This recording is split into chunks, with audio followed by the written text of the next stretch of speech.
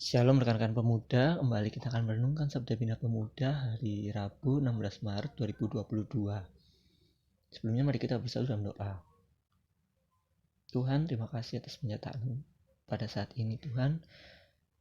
Kami boleh mempersiapkan diri kami untuk membaca dan merenungkan firman-Mu. Biarlah Engkau yang memberkati kami. Biarlah apa yang kami baca ini Tuhan boleh dapat kami mengerti akan maksud tujuan-Mu dalam kehidupan kami. Ini doa syukur dan permohonan kami. Amin.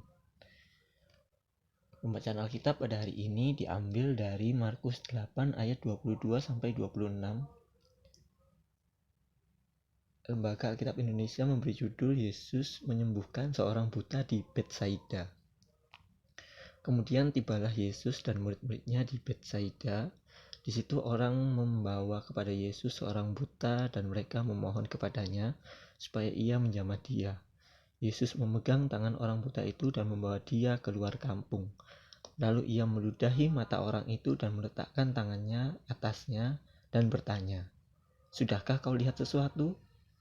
Orang itu memandang ke depan lalu berkata, "Aku melihat orang, sebab melihat mereka berjalan-jalan, tetapi tampaknya seperti pohon-pohon." Yesus meletakkan lagi tangannya pada mata orang itu, maka orang itu sungguh-sungguh melihat dan telah sembuh, sehingga ia dapat melihat segala sesuatu dengan jelas. Sesudah itu Yesus menyuruh dia pulang ke rumahnya dan berkata, "Jangan masuk ke kampung." Demikianlah pembacaan Alkitab. Judul renungan pada hari ini adalah Off the Record. Sahabat pemuda, jika kita membaca keempat kitab Injil, kita akan menemukan begitu banyak mukjizat yang diperbuat Yesus. Dari sekian banyak keajaiban yang dibuatnya, kisah penyembuhan di hari ini terasa unik. Ada dua keunikan yang ditemukan, yaitu pertama, proses penyembuhan dilakukan dalam dua tahap, seperti di ayat 23 sampai 25. Yang kedua, Yesus melarang orang buta yang disembuhkannya untuk tidak memasuki kampung saat pulang ke rumah di ayat 26. Sepertinya Yesus ingin proses penyembuhan terjadi di lokasi yang lebih privat tanpa diketahui orang banyak. Pasti kita bertanya, apa kira-kira tujuan Yesus di balik pemilihan lokasi dan larangan yang diberikannya? Jawabannya adalah karena dia tidak ingin iman orang banyak tergantung pada beragam peristiwa mukjizat yang dibuatnya. Iman yang dibangun karena adanya peristiwa mukjizat akan menjadi iman yang dangkal dan tidak akan teguh bertahan di tengah-tengah pergumulan hidup. Yesus ingin peristiwa penyembuhan si buta off the record dan tidak terekspos. Hal ini bukan karena keajaiban itu yang menjadi perhatian utama, tetapi bagaimana setiap orang mempercayakan hidup seutuhnya kepada Tuhan dengan atau tanpa mukjizat yang terjadi. Jika ada di antara sahabat pemuda yang terbaring sakit saat ini, atau tengah bersedih karena kesulitan ekonomi, mengalami penolakan, bahkan kepahitan, jangan putus asa.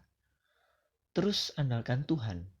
Mengandalkan Tuhan bukan didasari oleh adanya mukjizat atau peristiwa ajaib, tetapi mengimani apapun yang Tuhan kehendaki atas kita adalah baik adanya.